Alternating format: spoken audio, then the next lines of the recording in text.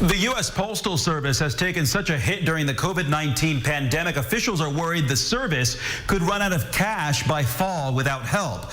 This comes after years of financial struggles. RTV6's Troy Washington is working for you to explain the dilemma during this crisis.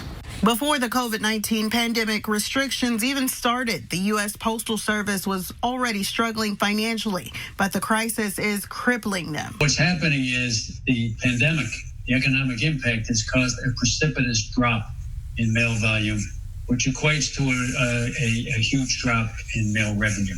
But what happens when their funds start to run low because of the COVID-19 pandemic and restrictions keeping them from making money? A lot of people don't realize that. It solely runs off revenue of postage and postal products. The retailers are not advertising, restaurants aren't sending out coupons, car dealers, airlines. So it's deeply affecting the mail.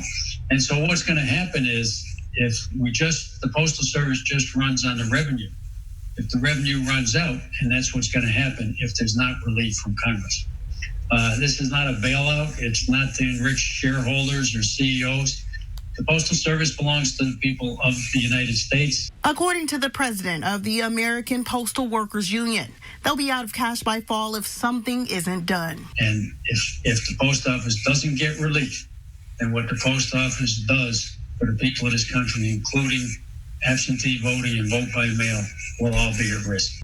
He says it's time to show some love to the essential workers who show up rain, sleet, snow, or pandemic. If the post office is forced to cease operations or severely reduce operations, then the people of the country will pay a price. We need for that appreciation to be translated into calls to Congress, letters to Congress, emails to Congress. Working for you, Troy Washington, RTV6.